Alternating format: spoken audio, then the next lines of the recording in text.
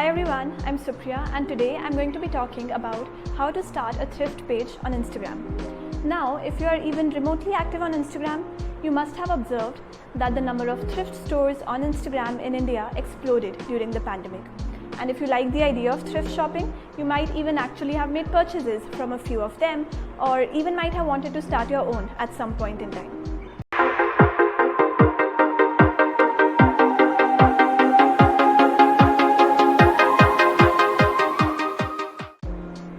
Here at InstaSell too, we have a lot of sellers successfully operating thrift stores, and so today I thought I'd share some tips with you on how you can set up one for yourself. Now, as always, I'll break the task down into a series of small steps, with step number 1 being setting up an Instagram page.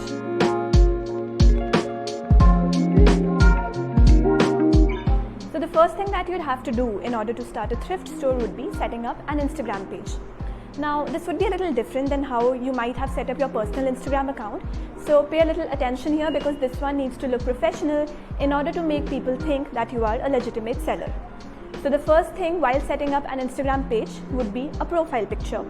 Now for this, I would recommend using your own picture or a logo as opposed to a stock image, because a logo would of course look a lot more professional than a random image picked up from the internet. The next step would be filling in your bio. Keep it short and crisp.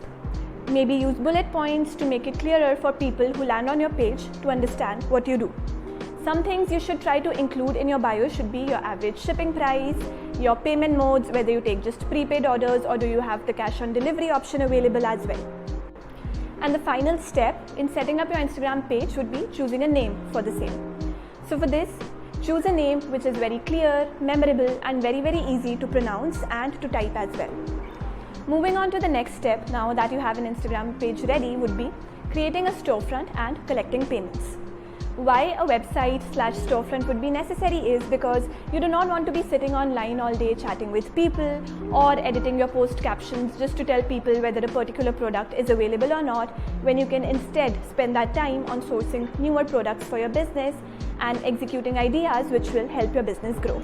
InstaSell can help you here because we provide sellers like you with a very easy and instant way of website creation with a payment gateway integrated, so you don't have to go through the hassle of creating your own Razorpay or Cashfree or PayU accounts. Alright, moving on to the next step now, inventory. Now, when you're just starting a page, buying a bunch of clothes right away when you do not even know if they will sell wouldn't be a very great idea. So what I recommend here is to first try and sell pieces from your own closet, because that would be the cheapest way to validate your idea.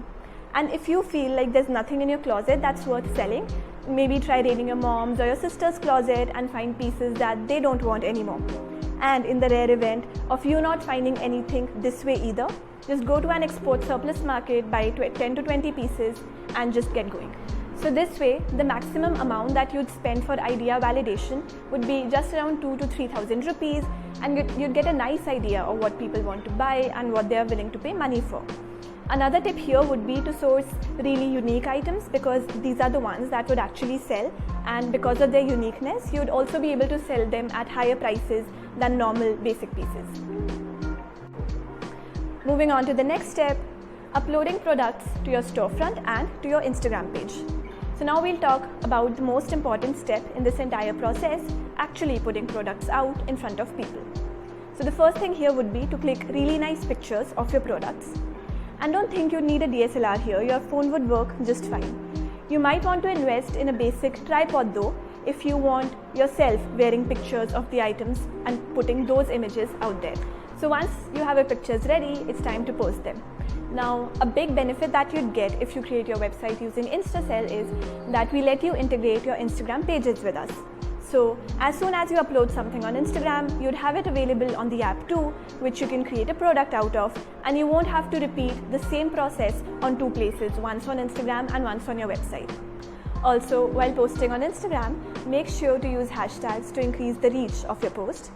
We have a couple of articles on our blog listing down the best hashtags in specific niches, so do check them out after you're done watching this video. Moving on to the next step, packaging and shipping.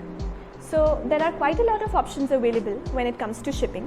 We at InstaSell have direct integrations available with ShipRocket, So if you use ShipRocket as your courier partner, you won't have to manually type in address details onto your courier platform or on your packages.